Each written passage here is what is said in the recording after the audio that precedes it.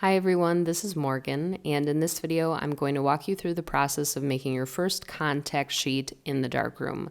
A contact sheet is a positive showing your developed negatives, and it's going to help you make decisions about which negatives to eventually enlarge and make bigger prints of.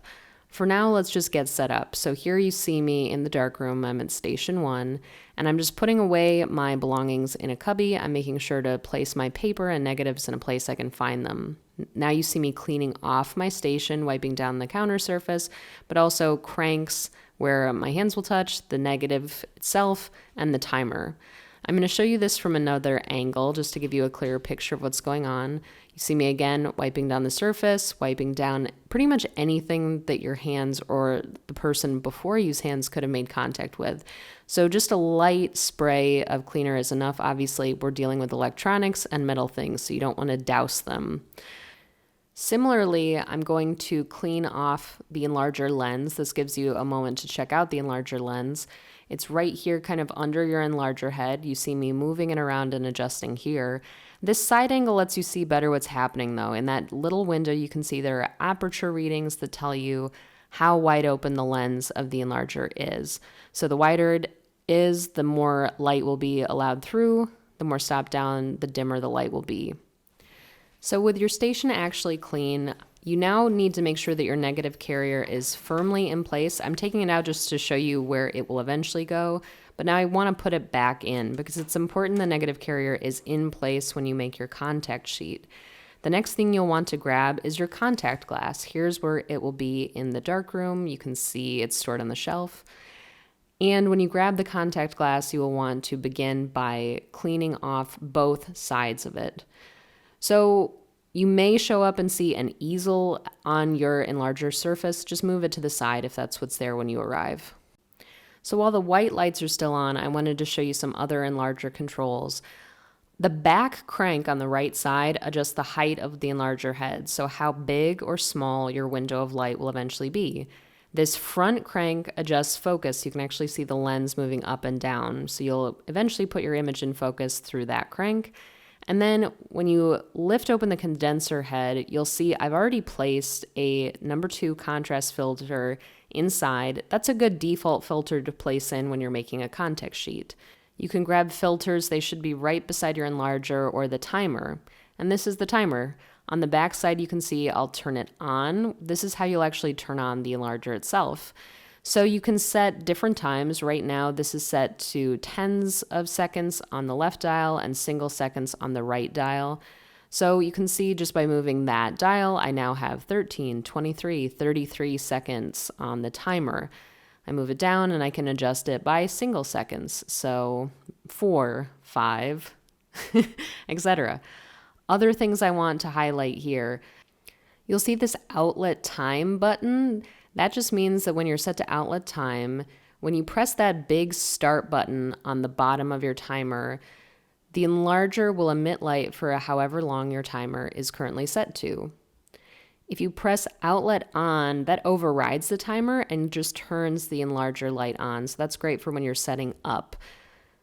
Next, on the left side, you can see there are these 3 settings that affect sound. So first, your timer will beep when your exposure is done if it's on tone. Your timer will beep every second for the length of the exposure if it's on metro, which is not always a way to make friends. And then my personal favorite is off or no sound.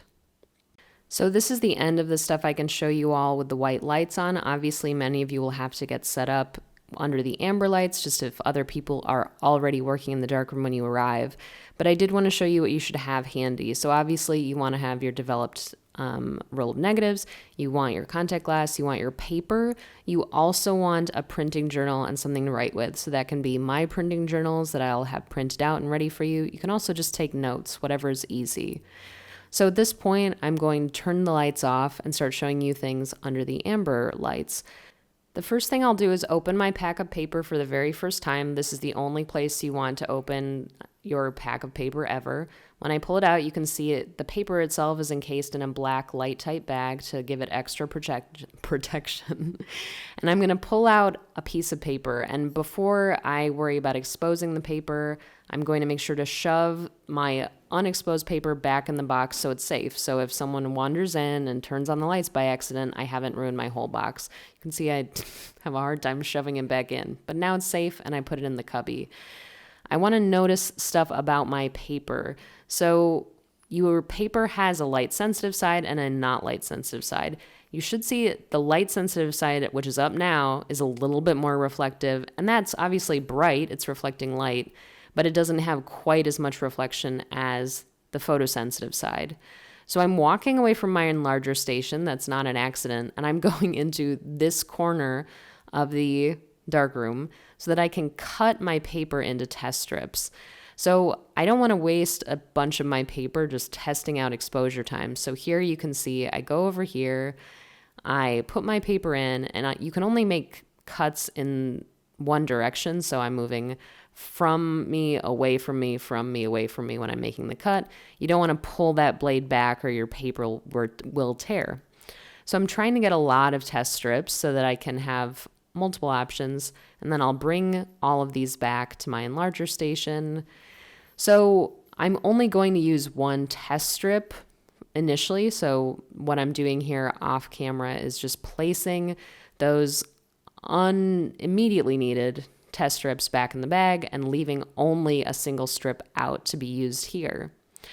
So I'm actually getting a tiny bit ahead of myself because I need to set something up before I use that strip of paper. So I'm going to put that aside for now. I need to make sure my timer is set to the time I want, and I need to make sure my light is covering the space I need it to. So right now you can see, because my negative carrier is in, I have this nice rectangle of light. And if you ever forget it, you'll just see a circle here. But I just used the crank at the back of my enlarger on that right-hand side to make my window of light big enough that it fits my entire piece of contact glass. That's how big we want it to be. Similarly, I want to set my timer to something like, in my case, 5 seconds. That's a good starting point. So I was using outlet on to turn the light on. I'm switching it back to outlet time so that the light only goes on when I want it to when I press that start button, and it only goes off for the recommended amount of time that I've set on my timer. So now I'll actually start exposing my test strip. So what we're going to do is place the glass on top, then negatives and sleeves in the middle, facing right side up. Then you see me slide my little test strip of paper on the bottom with the shiny side up, and I try to place it diagonally so it's cutting across my negative sleeves diagonally. You can kind of see it there. So what I'm going to do now is expose it, but I'm not going to expose even the whole strip. I'm going to test out a bunch of different times. So you see me bringing in another box of paper here so I can expose just this little chunk closest to me for 5 seconds. And once that 5 seconds is done, I'm going to take my box of paper, which is just blocking the rest of the test strip from getting exposed to light, and I'm going to move it a little further down. So this is another way to save paper and also to figure out your absolute best exposure time. Just like with the camera, you have multiple controls to determine exposure. So think of your timer time as replacing your shutter speed in the camera. And obviously your enlarger lens has an aperture just like your camera, so you can let in more or less light through that as well. So after you have exposed your entire test strip, you'll put it in the first chemical bath, which is the developer. And your test strip should be in the developer for about 2 minutes. You can see I've sped up this video, but my test strip starts showing some images pretty quickly. You can agitate by gently rocking the tray, not splashing chemistry, but also you should practice flipping your test strip over with tongs so you don't have to figure this out right at the end of your exposure time. It's a little trickier to do. You should notice your test strip keeps getting darker the longer it stays in the developer. I also want to highlight that the tongs I'm using actually are labeled for developer. You don't want to mix tongs. You can see I'm sort of shoving the test strip to the corner at the end to try to be able to pick it up more easily. And then I'm going to let it drip until it's just a single drip of developer coming off before moving to the next stage, which is stop bath. And notice after dumping the test strip in the stop bath, I place that pair of tongs right back next to the developer where it belongs, and I pick up the new nice stop bath tongs to use for this stage so I'm not contaminating. So stop bath only lasts 30 seconds. It's just to literally stop development from continuing. So you want to, with all of these chemical baths, make sure you're keeping your paper submerged for the whole time, but then letting it drip dry a little bit before you move on to each new chemical bath. The next and final chemical bath we're going to experience in the darkroom is fixing. So fixing is the stage that actually lets your paper be viewed in regular light. So this is the final and one of the most important stages, because if you don't do it fully, your print will start to fade and look really wonky when you take it out into the light. So it's important to not just leave it totally alone. I want to explain the 2 to 3 minute part. If you're working alone in the darkroom and you're one of the first people to be using the fixer, 2 minutes should be totally fine. If you are working in there and it's a little busier, I would encourage you to err more on the side of 3 minutes. Also, because we're trying to social distance in the darkroom, please don't put a new print in the developer until the person ahead of you is in the fix. You can be 6 feet apart if one person is developing while another person's fixing, but you obviously can't do that between developing and stopping. So that's the social distance guideline here. So when your fixing time is up, you can now put your test strip in the washing tray. It's a little dark here, but you should be able to see there's always a running rinse at the end of the darkroom sink. And even though your print can be viewed in light at this point, I would encourage you to leave prints and test strips in the wash for at least 30 seconds before you take them outside to be viewed, just so you're not contaminating your fingers and other materials with a ton of fixer. Fixer is not something you want to have on your clothes or hands. So once at least 30 seconds have passed, feel free to pick up your test strip with a nearby tong and then put it into a small viewing tray to be taken outside so you're not dripping water everywhere. This is what I encountered when I brought this print out into the light. I had distinctly different times. You can see I've labeled those here. An important thing to understand early on about the darkroom is that less time means your image will be lighter, more time means it will be darker. So I only labeled the first 3 here because I ended up really liking 15. At 15 seconds, I had pretty good detail in both my highlights, but also my shadows weren't too blocked up and just, all black. So I thought 15 seconds was a really good time to choose for my actual contact sheet exposure. So I can now head back into the darkroom and do a full contact sheet. So here I sort of did this like a first person shooter. You can see I placed my paper shiny side up at the bottom, then my negatives, then contact glass on the top to flatten everything so we get a nice crisp image. And now I have that 15-second exposure time that we're just watching play out here. So now I will grab my print. You can see this is the hard part about doing something one-handed. I'm going to slide my paper out from underneath this little sandwich, and then I'm going to take it over and just place it immediately in the developer. So especially with a full sheet, you should notice it's easy for part of your paper to just pop slightly above the surface of the chemistry. So you want to pay extra careful attention to all chemical stages and moving around your chemistry, lightly agitating, and also just using tongs to make sure that you're moving paper around physically too. So you can see it quickly starts to appear in the developer. So here's where I started speeding up the video just so you could see this process happen at about 4 times the speed. But I like midway through development to flip over my paper, flip it back. I really just pay extra careful attention to agitating to make sure that I'm getting new chemistry over my paper all the time. And you can see it looks like we got a pretty darn good exposure time because we can see things clearly even under the amber lights, which is a good sign. So when the 2 minutes are up, again, you let it fully drip. Then you move the print over to the stop bath. And before you fully engage with stopping the print, just make sure you put the developer tongs back on the side of the developer tray. and then pick up the stop tongs and begin using them. See, that label is correct for stop. And again, just make sure the paper is fully submerged. Stop is only a 30-second chemical bath. So when you're done with the stop, you'll again let the paper drip until you only have a single drip of stop bath.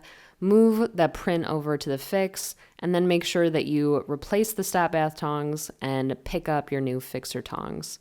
So again, fix is a 2 to 3 minute development bath. Make sure to keep agitating. Again, if a little piece of your paper kind of rises above the surface of the chemical bath during this stage, that part of the print won't be, it'll still be sensitive to light pretty much. So when your fix is done, you'll move that print over from the fix into the wash, still letting it drip dry, replacing the tongs. That's still important. And I just took that 30 seconds to sort of look over the darkroom, appreciate the different stages we'd done. And then obviously at this point, you can take it out into the light after it's gotten to wash for about 30 seconds. If you forgot to take printing notes, this is also a great time to do this. You can see you really just need to write that you're making a contact sheet, state your subject. Most of you will be using Ilford Pearl paper, and then write down some other facts like what enlarger you used, what your width, the length of your image was, what your f-stop was on your enlarger lens, and also remember that I put in that contrast 2 filter, so I'd write that here as well. So obviously after 30 seconds, you can take your print out into the light and look at it. But if it looks good, if you're happy with it, you actually want to take it right back into the darkroom, put it back into the wash, and let it wash for at least 10 minutes so every trace of fixer is removed before you move on to the final stage, which is drying. You're actually going to be able to put your print in this print drying machine. And notice I'm saying print. Test strips should not go in this machine. They will eat it up. So your prints can go through here. That way you can take home nice, clean, dry prints. If you love your test strips, feel free to blot them down with paper, leave them on a drying screen to dry, but don't put test strips through here. So you'll see there's a tray in front of the print dryer. So I'm putting my print into the tray. So my print needs to be really, really, really wet before I feed it in. So it needs to have just come out of the water. So I gently place it into the feeder here, and notice I make sure it's going in and then I let go quickly. You don't want to pull or put any pressure on the print. And I'm going to speed this up so you see this process. It's going to be fed through this side and eventually come out the other side as a nice dry print. Also, if you're the last one to use it, you can feel free to turn it off once your print is fully done. That's the switch where you can do so. So here's what I ended with. I had a contact sheet. I also had some notes, and I thought it turned out really well. This is actually the roll that got lightly messed up during development because it fell out of the tank, but it only has a few of these fog spots. It shows pretty clear images. So in this video, I've talked you through the process of making your first contact sheet in the darkroom. Please let me know if you have any questions, everybody. Good luck.